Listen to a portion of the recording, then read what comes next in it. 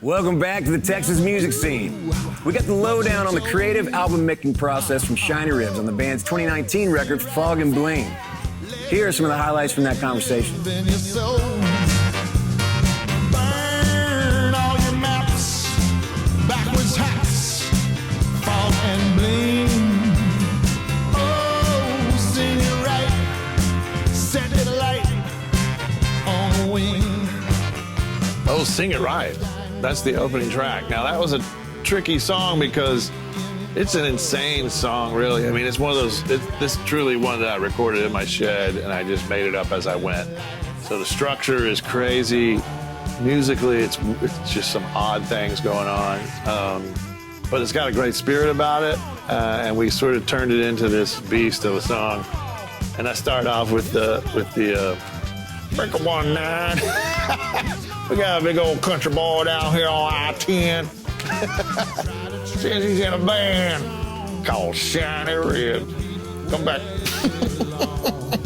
I didn't know what to do with that song. Like, it was such a beast of a song, and it didn't really fit with the other songs. I thought about dropping it, but David Boyle, he loved it. He loved it so much. He was like, man, we can't lose that one.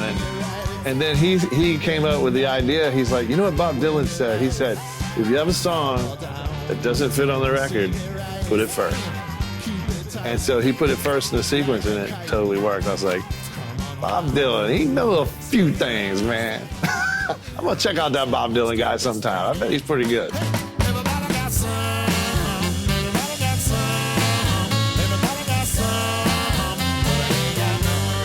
It's called Good Times and Bad. Good Times and Bad.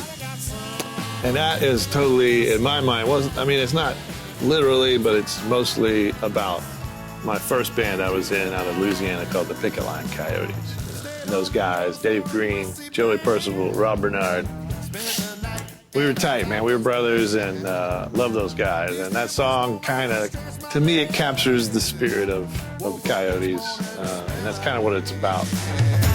And that's just how it is sometimes. Getting through with these friends of mine. Somehow winning through the good times and through the bad. That's what I really love to do. I mean, I love to write songs, and I'll sit around and write songs all the time.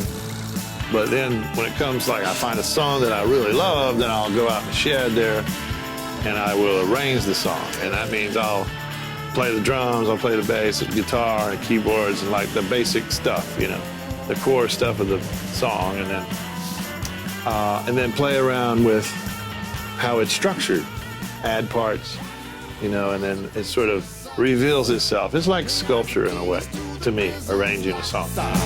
Clean as a gin drink on the rocks, I'm clean. Oh, baby, I'm clean.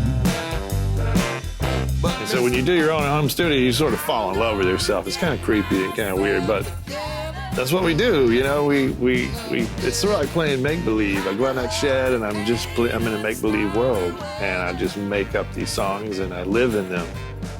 The extension of what you did as a child when you played, you know, your imagination just flows, and you get lost in your world, and that's exactly what it's like for me to write and arrange a song by myself out there in the shed. I love to do it. It's one of my favorite things to do. George, you know, heard some of those demos, and some of them I think are great, you know, but I have no objectivity about it. And George wanted to make a record with those demos, you know. And so we had talked about that, and then, you know, unfortunately George passed away. I didn't really know where to go with that idea. I wanted to follow it through still, because he got me excited about it. And so I found a mutual friend of mine, George's David Boyle, at ChurchHouse Studios. And he was into the idea. So he agreed, and I gave him like 50 songs. And he went away one summer on vacation. He just listened to nothing but those songs. And I really appreciate that. Like, wow, he took the time to listen to all of these songs. He came back, and we worked through it and decided, you know, to just start recording. And sort of some of the demos we could build on. Some had technical issues where we had to re-record the song. But we used the demos as guideposts, and sometimes we'd play along with the existing demo, and you know, it's just a very different way of making a record that I've never done it. I don't think I'll ever do it again because it took a long time. It was pretty expensive, And it was harder than I thought it would be. And if I never did it, I'd always be wondering what it would be like. And so I think it came out great. I mean, way better than I really thought it would. When I was about halfway through, I was like, I don't know, man. But with Fog and Bling, I feel like I captured the spirit of the meditative thing that goes on in my shed with me and my little fantasy world. And I melded that pretty well with the band that is Shinyribs and what we've become. So I feel like I got sort of the best of both worlds. Yeah.